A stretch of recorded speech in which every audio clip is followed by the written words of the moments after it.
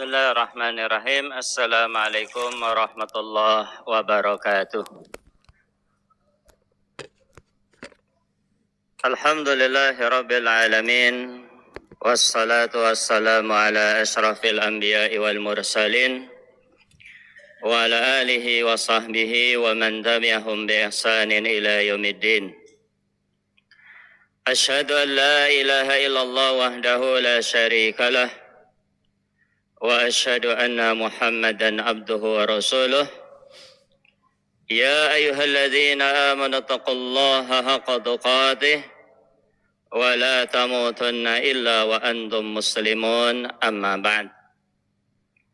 Fa inna asdaqal hadits kitabullah wa khairal hadi hadi Muhammadin sallallahu alaihi wasallam wa syarrul umuri muhdatsatuha fa inna kulla muhdatsatin bid'ah wa kulla bid'atin dalalah wa kulla dalalatin finnar.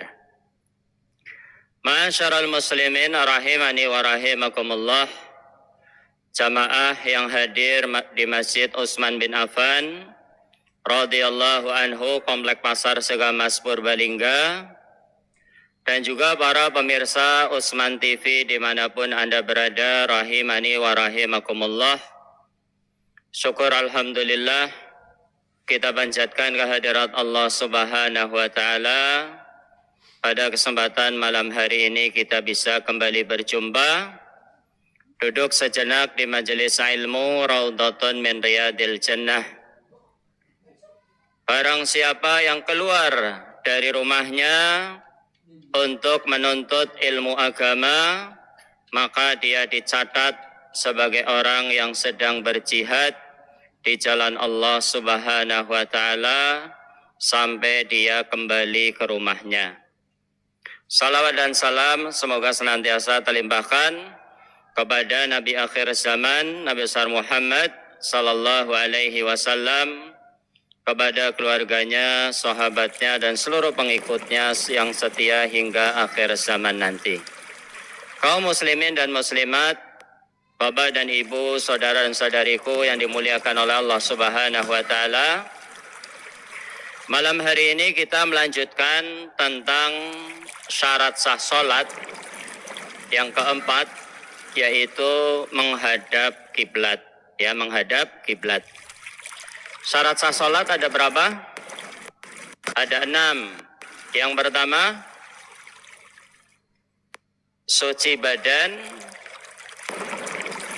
dari hadas. Ya, suci badan dari hadas. Yang kedua, suci badan, pakaian, dan tempat dari najis. Yang ketiga, menutup aurat. Ya, menutup aurat. Yang keempat, menghadap kiblat. Yang kelima, masuk waktu sholat. Yang keenam adalah niat. Malam hari ini kita akan membahas syarat sah sholat yang keempat, yaitu menghadap kiblat. Ya. Apa itu kiblat? Ya, kiblat ini bahasa Arab yang secara bahasa kiblat itu artinya adalah jihah. Ya, jihatun artinya arah. Ya, jadi kiblat itu secara bahasa atau lughawi itu artinya adalah jihatun atau arah.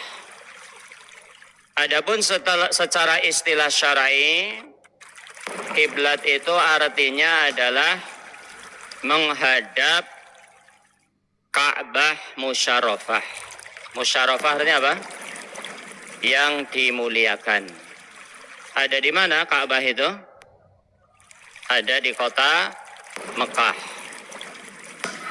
Dan Ka'bah ini bangunan yang bentuknya kubus, ya. Bangunan yang bentuknya kubus. Tingginya itu sudah saya tulis di situ, tingginya itu 13,1 meter. Tingginya 13,1 meter, panjangnya itu 12,86 meter.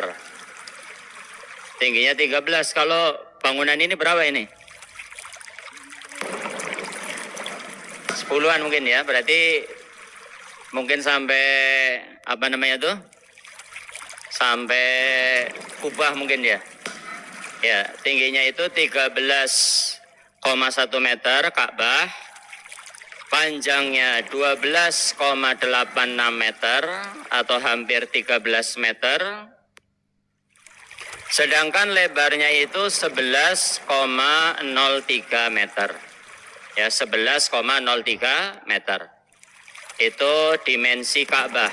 Keistimewaan khusus bagi kain kiswah Ka'bah. Ya, tidak boleh dijadikan jimat misalnya ya. Jamaah haji Indonesia terkadang berusaha untuk menggunting atau menyobek ya. Kemudian dijadikan jimat ataupun penglaris ya. Ini tidak boleh.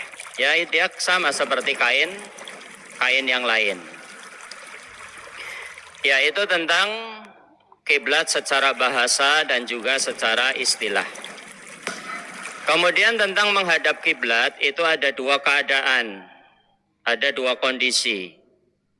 Keadaan yang pertama adalah bagi orang yang melihat langsung Ka'bah.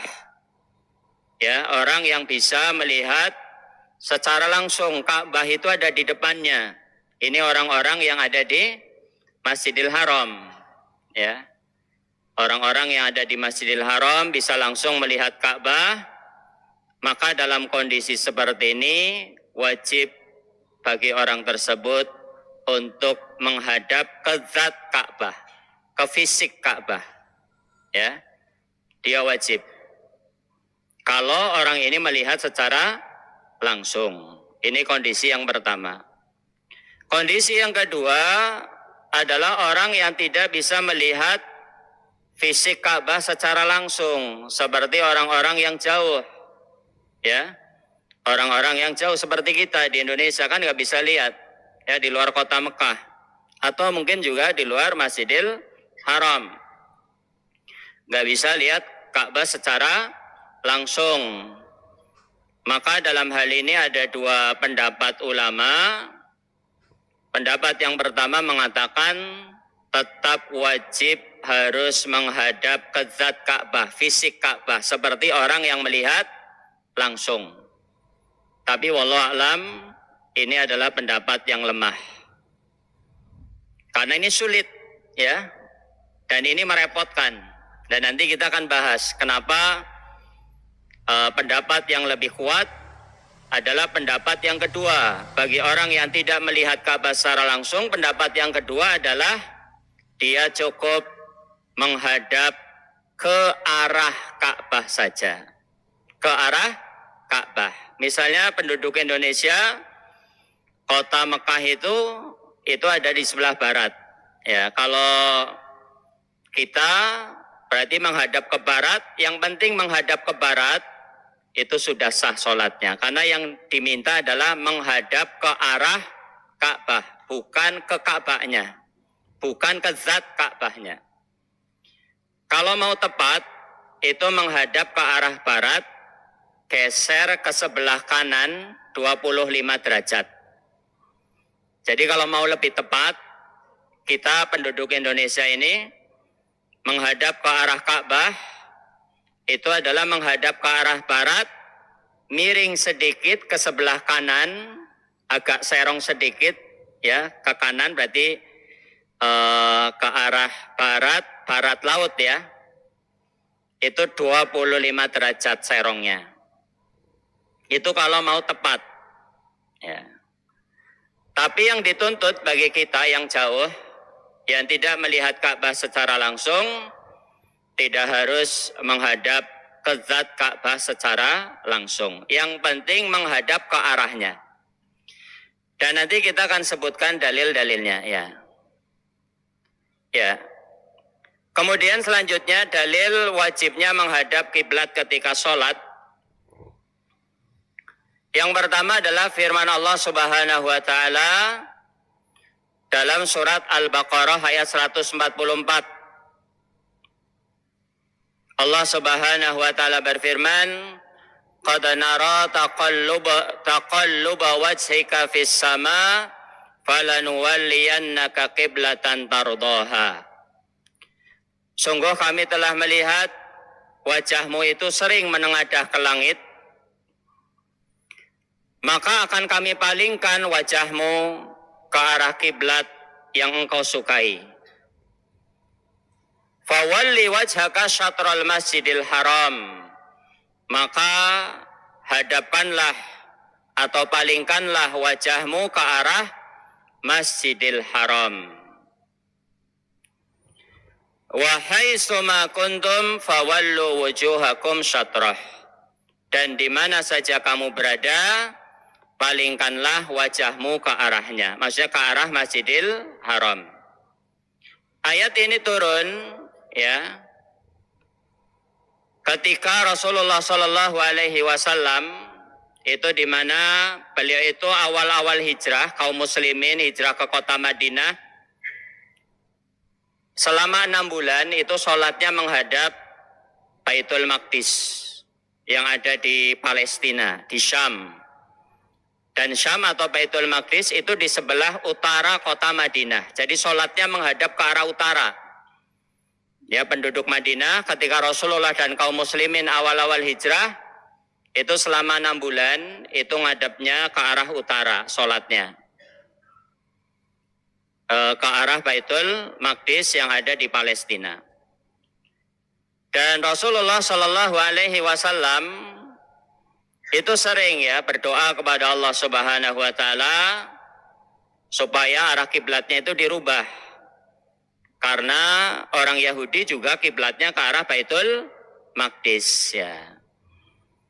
Setelah 6 bulan kemudian turun ayat ini. Ya. Qad nara taqalluba wajhika fis sama, sungguh kami sering melihat wajahmu menengadah ke langit. Falanuwalliyannaka qiblatan tardoha. Maka kami akan palingkan wajahmu ke arah kiblat yang kamu sukai. Jadi dirubah ke arah selatan, yaitu kota Mekah. Karena kota Mekah itu berada di selatan kota Madinah. Kota Madinah berada di utara kota Mekah. Jaraknya itu 490 km. Jadi Madinah ke Mekah itu jaraknya sekitar 490 km. Hampir 500 km lah, kurang 10. Kalau perjalanan onta pada zaman itu butuh waktu 1 pekan. Ya, 1 pekan 7 hari. Dari Madinah ke Mekah atau dari Mekah ke Madinah naik onta 1 pekan. Kalau sekarang ya cuma beberapa jam. Ya. Ketika ayat ini turun ya, ada kaum muslimin yang sedang sholat subuh di Masjid Quba. Ya, kemudian ada yang memberitahukan sholat subuh kan 2 rakaat ya. Ketika sedang sholatnya kan menghadap Baitul Maqdis ke arah utara. Kemudian ada yang memberitahu, semalam telah turun ayat yang memerintahkan kiblat itu sudah berpindah ke arah Masjidil Haram, ke arah Ka'bah yang ada di kota Mekah. Berarti kan dari utara langsung berputar berapa? 180 derajat ke arah selatan. Maka para sahabat itu langsung memutar semuanya. Imam dan makmumnya berputar ke arah selatan. Dan mereka tidak membatalkan sholat. Itu menunjukkan bahwasanya sholatnya sah. Begitu juga misalnya kalau kita sholat, tidak ada yang ditanya, dan kita juga sudah berijtihad, ya kita nggak tahu arah, ya mungkin di rumah kosong atau mungkin di padang pasir atau di hutan atau di gunung, tidak ada matahari yang terlihat karena mungkin tertutup awan ya, mendung atau tertutup lebatnya pepohonan. Kita istihad arah kiblat ke arah sana. Ternyata ada orang ngasih tahu kiblatnya salah, itu geser ke kanan misalnya 45 derajat. 45 atau 90 ya? 90 ya? Ya 90 derajat ke arah kanan. Maka kita tidak perlu membatalkan sholat kita tinggal berputar sesuai dengan petunjuk dari orang yang memberitahu. Ya, sholatnya sah, tidak perlu dibatalkan.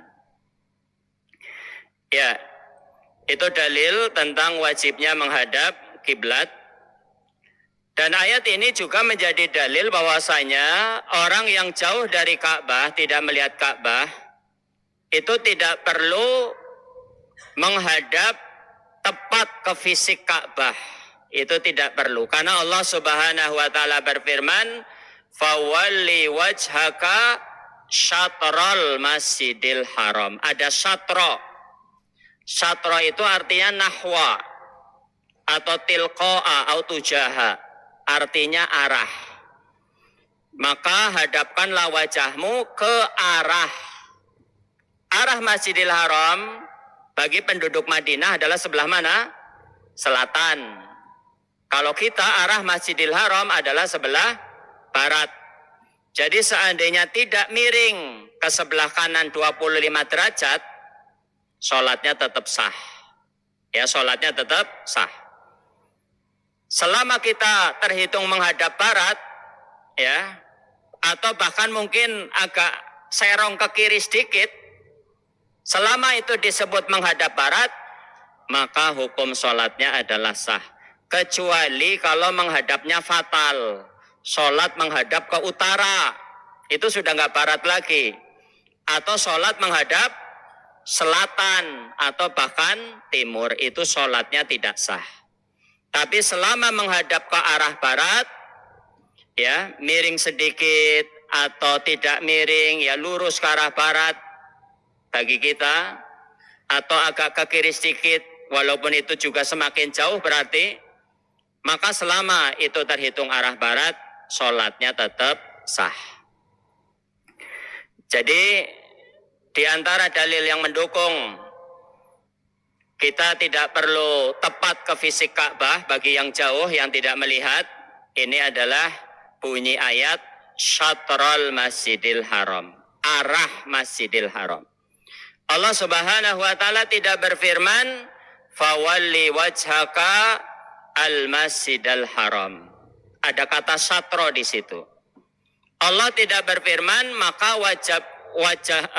palingkanlah wajahmu ke Masjidil Haram, itu tidak. Tapi Allah berfirman syatrul Masjidil Haram, arah Masjidil Haram. Kemudian yang kedua, dalil dari hadis, ya, Rasulullah Shallallahu Alaihi Wasallam bersabda kepada penduduk Madinah yang kiblat mereka itu ke arah selatan, karena Mekah itu di arah selatan. Rasulullah bersabda, bainal masyriqi wal maghrib qiblatun. Antara timur dan barat itu semuanya adalah kiblat.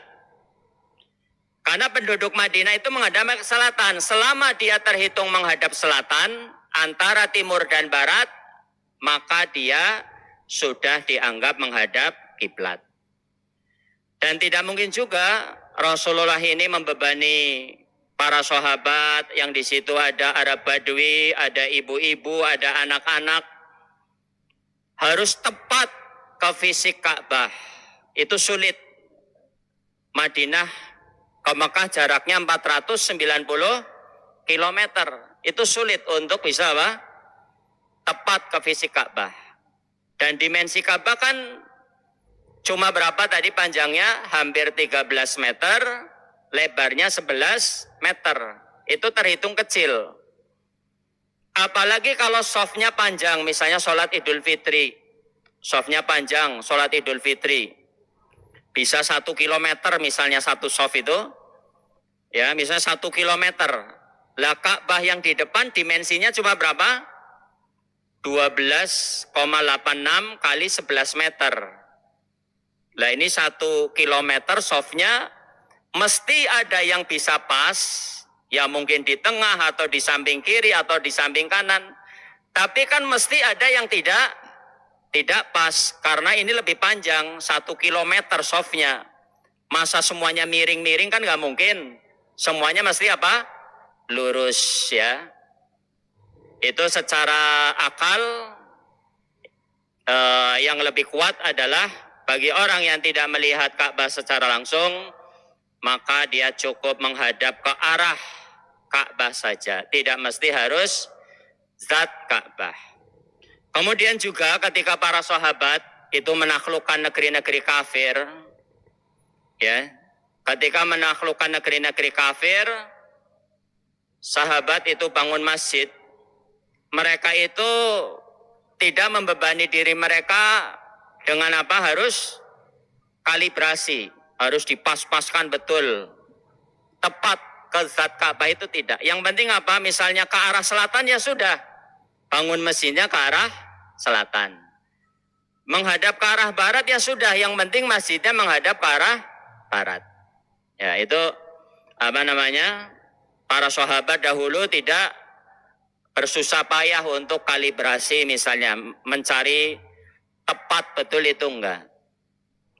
Dan juga Islam adalah agama mudah. Yuridullahu bikumul yusra wa la yuridu bikumul usra. Allah menghendaki kemudahan dan tidak menghendaki kesusahan. Ya, itu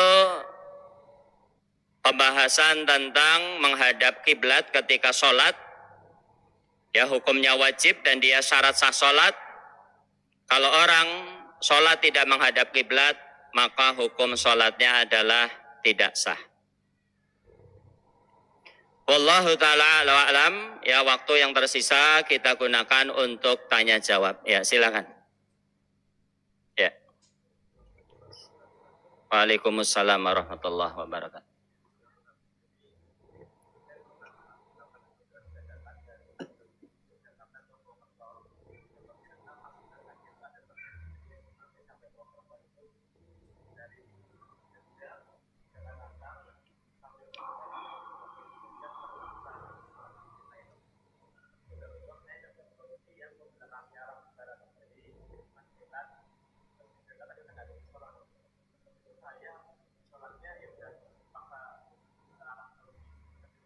Berarti membelakangi kiblat. Ya. Kalau sholat wajib itu hukumnya wajib menghadap kiblat. Kalau tidak menghadap kiblat, sholatnya tidak sah. Itu sholat wajib. Ya, sholat wajib itu syarat sahnya adalah harus menghadap kiblat. Kecuali sholat khauf, sholat dalam keadaan takut ketika perang, ya, maka kewajiban menghadap kiblat itu gugur. Kalau sholat sunnah itu boleh tidak menghadap kiblat. Dalilnya adalah hadis sahih, disebutkan bahwasanya kana Rasulullah sallallahu alaihi wasallam yusolli ala rakhilatihi. Rasulullah sallallahu alaihi wasallam kalau sholat sunnah, beliau sholat di atas kendaraannya, rohilah. Kendaraan Rasulullah apa? Ya, onta atau keledai, ya kan? Rohilah, hewan tunggangan. Haitsu tawajjahat, kemanapun hewan tunggangan itu menghadap. Ya, sebagian ulama mengatakan untuk permulaan takbiratul ihram, sholat sunnah, itu menghadap kiblat dulu. Nanti setelahnya terserah hewan itu menghadap. Tapi pendapat yang lebih kuat, wallahu a'lam, sholat sunnah dari awal tidak menghadap kiblat itu hukumnya boleh. Wa idza aradal wajibata awil maktubata nazalat minar rahilah wastaqbalal kiblah. Kalau Rasulullah ingin mengerjakan sholat wajib, sholat fardu, beliau turun dari tunggangannya dan menghadap kiblat. Jadi kalau sholat wajib, itu syarat sahnya harus menghadap kiblat. Tidak bisa ditawar, kecuali sholat khauf. Kalau kondisi tadi misalnya di kereta dari tadi mana? Purwokerto, dari Jogja ke arah Purwokerto, itu kan keretanya sebenarnya sudah ke barat ya. Cuma antum dapat posisi duduknya ya membelakangi. Ya tinggal antum putar badan aja. Jadi kursinya apa? Jadi antum ngadepnya ke kursi gitu kan. Biasanya di belakang ada tempat sholat ya di kereta. Oh, nggak ada. Berdiri bisa nggak? Berdiri bisa. Ya, berdiri itu termasuk rukun sholat. Jadi harus berdiri kalau memang bisa berdiri, ya. Kalau memang bisa berdiri, itu rukun. Ditinggalkan secara sengaja, itu batal. Ditinggalkan karena lupa atau tidak tahu juga batal. Itu rukun. Jadi berdiri itu rukun. Selama bisa berdiri, maka harus berdiri. Ya, misalnya tadi di kereta misalnya, bisa berdiri nggak misalnya? Ya, kalau bisa berdiri maka wajib berdiri. Kecuali kalau misalnya ada aturan nggak boleh berdiri, misalnya kayak di pesawat mungkin ya, ada aturannya nggak itu? Mungkin menimbulkan goncangan atau apa gitu. Kalau memang itu ada aturan yang tidak bisa ditawar, ya maka apa boleh buat? Fattaqullaha mastata'tum, bertakwa kepada Allah semampu kalian, maka duduk. Kalau memang tidak bisa berdiri. Itu asar ya tadi ya. Ya, sudah mau habis waktunya ya. Ya. Atau kalau tadi berarti antum sholatnya tidak sah ya, karena membelakangi kiblat, itu sholat wajib kecuali sholat sunnah. Ya sudah lewat jauh ya tidak perlu ya. Seperti itu. Jadi buat perhatian bahwasanya sholat wajib itu syarat sahnya harus menghadap kiblat ya. Kemudian berdiri, itu rukun, tidak bisa ditawar kecuali memang tidak bisa atau tidak dibolehkan untuk berdiri. Wallahu a'lam. Ada yang lain silakan. Ya, belakang dulu silakan. Ya. Kan itu apa namanya, turun kan mesti ada istirahatnya kan? Gimana?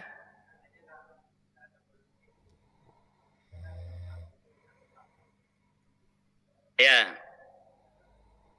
Ya, ketika kita naik kendaraan itu bisa memperkirakan lah ya. Bisa memperkirakan atau bisa memilih jam ya kan? Kan ada jadwalnya kan, ya jadwal kereta. Jam sekian sampai jam sekian. Maka dipilih yang kira-kira apa? Tidak mengorbankan sholat. Ya, ya misalnya kereta jam 2 atau apa ya, bisa dijamak takdim ya kan. Nanti kira-kira mbok asarnya susah, dijamak sekalian di waktu zuhur. Jadi dipilihlah jadwal-jadwal atau waktu yang kira-kira tidak mengorbankan sholat ya. Kalau memang dalam kondisi terpaksa atau darurat tadi misalnya, ya, tadi misalnya apa? Naik bis misalnya. Tapi saya kira bis juga kadang berhenti kan? Ada rest area, ada mungkin ada berhenti-berhentinya lah. Ya, maka pas berhenti digunakan waktunya untuk sholat.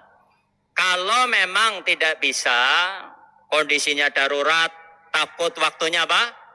Habis, maka bertakwa kepada Allah semampunya, dia sholat, ya, berusaha istihad menghadap ke arah kiblat ketika di awal, adapun setelahnya ya kita nggak bisa apa? Mengendalikan supaya apa? Menghadap ke arah kiblat terus misalnya nggak bisa. Ya, kalau dalam mazhab Syafi'i seingat saya, ya, yang penting sholat dulu. Nanti ketika turun dan itu memungkinkan bisa hadap kiblat secara sempurna dari awal sampai akhir untuk sholat wajib. Nanti ketika turun maka itu diqodho, ya, sholatnya diganti. Tadi sholat ikhtiraman lil wakti, untuk menghormati waktu supaya apa? Nggak habis ya. Ketika masih waktunya ada, ikhtiraman lil wakti. Nanti setelah turun itu diganti. Bisa apa? Hadap kiblat dari takbiratul ihram sampai apa?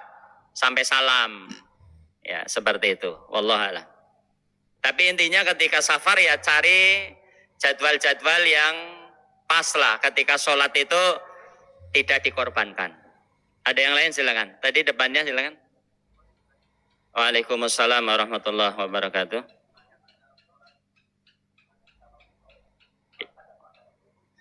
Masjid dan musola itu istilah di Indonesia saja ya. Musola itu masjid kecil, sholat 5 waktu tapi tidak buat Jumatan. Itu musola biasanya disebutnya. Musola berarti didirikan sholat 5 waktu tapi tidak untuk Jumatan. Kemudian kalau masjid biasanya ukurannya lebih gede, 5 waktu dan Jumatan. Ada yang lebih kecil lagi dari musola, langgar. Ya. Tapi itu sekarang udah nggak ada kayaknya. Ya itu istilah saja. Kalau menurut bahasa Arab, musola itu artinya lapangan. Ya, musola secara bahasa Arab artinya lapangan. Tapi dalam bahasa Indonesia mengalami pergeseran makna menjadi apa? Masjid kecil yang tidak digunakan untuk Jumatan. Ya sholat di musola, sholat di masjid, selama itu berjamaah ya pahalanya sama. Mau di musola atau di masjid, pahalanya sama, 27 derajat. Ya. Ada yang lain silakan. Ya. Tidak dengar ya.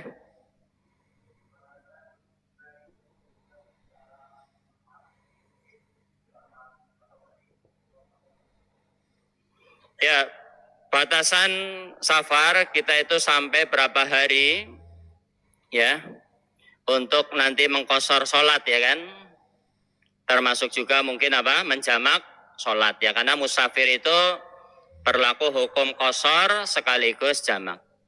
Wallahu ta'ala a'lam, ada beberapa pendapat di kalangan ulama, tapi yang saya condong kepada pendapat tersebut adalah selama orang itu dikatakan musafir, walaupun dalam waktu sampai lama, ya dia musafir, tidak mukim, sampai urusannya selesai, urusan safarnya selesai, maka dia masih dikatakan seorang musafir. Kecuali misalnya seorang penuntut ilmu, dia mondok jauh, atau pergi ke kota Madinah, atau kemana, negeri yang jauh, dia sudah mukim di situ, udah lama, maka wala'lam ya, maka sebaiknya sholatnya adalah itmam. Itmam itu disempurnakan. Ya tidak perlu diqashar. Tapi kalau misalnya ada seseorang pergi untuk sebulan atau 2 bulan ya kan, selama dia memang tujuannya hanya untuk batas waktu tertentu itu ya, untuk safar, nanti kalau sudah selesai urusannya apa? Pulang, maka wallahu alam saya lebih condong kepada pendapat yang mengatakan bahwasanya ya dia masih terhitung safar, walaupun mungkin lebih dari sekian hari. Ya, jadi kembalinya kepada memang niatnya dia itu memang safar atau tidak, sampai berapa lama gitu loh. Wallahu a'lam. Ada yang lain silakan. Gimana? Iya. Ya sama itu hukumnya, umrah itu safar juga. Kalau mau itmam ya boleh, disempurnakan, mau diqashar juga boleh. Ya, tergantung orangnya. Ya umrah rata-rata ya 9 atau 10 hari. Ya 9 atau 10 hari. Ya silakan.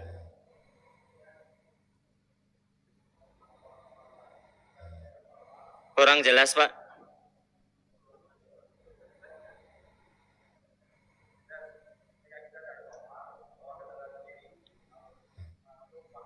Iya.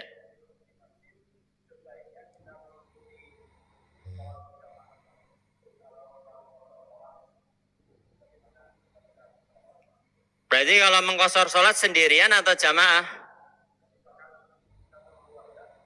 Ya, ya, ya kalau kita bawa kendaraan sendiri, kemudian safar, kemudian berhenti di sebuah masjid, di situ ada sholat jamaah, ya yang lebih baik ya mengikuti jamaah ya.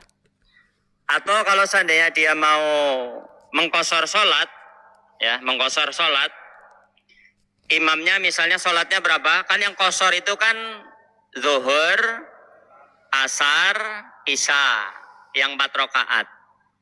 Ketika imamnya 4 rakaat, ikutnya dari awal atau sudah tengah-tengah? Jadi misalnya imamnya 4 rakaat, panjenengan sudah 2 rakaat duduk sampai menunggu nanti imamnya apa? Mau salam. Ya, jadi jenengan tetap berjamaah dan tetap mengerjakan qashar. Tapi duduk itu sabar apa enggak? Ya. Itu seandainya mau melaksanakan jamaah sekaligus sholat qashar. Boleh. Ya, jadi berbeda rakaat dengan imam atau beda niat itu hukumnya boleh. Ya, contoh misalnya sholat raweh, ya sholat taraweh, ketika witir imam 3 rakaat misalnya. Kita ada niat nanti malam, ya kita nanti ada niat nanti malam bangun lagi untuk sholat, nambah sholat tahajud. Witirnya nanti di akhir sholat tahajud. Kalau nanti ikut imam 3 rakaat, berarti kan apa? Sudah nggak witir lagi kan? Kita kepingin witirnya diakhirkan, mengamalkan hadis, jadikan sholat witir adalah sebagai sholat malam terakhir kalian. Maka ketika imam 3 rakaat salam, kita jangan ikut salam. Kita genepkan 1 rakaat menjadi genep. Jadi berapa? 4. Lah nanti malam nambah 2 rakaat salam, 2 rakaat salam, 2 rakaat salam, baru ditutup dengan witir. Imamnya sholatnya witir, makmum yang tadi sholatnya apa? Genep. Nah itu boleh. Ya. Tapi kalau mau sholat bersama keluarga, tadi mau qashar sendiri ya tidak apa-apa juga. Kalau mau ikut jamaah bersama jamaah yang sudah ada, maka itu lebih baik. Ya. Wallahu ta'alam, saya kira cukup, waktunya sudah habis. Kita tutup dengan doa kafaratul majlis. Subhanakallahumma wa bihamdik, asyhadu an la ilaha illa anta, astaghfiruka wa atubu ilaik. Assalamualaikum warahmatullahi wabarakatuh.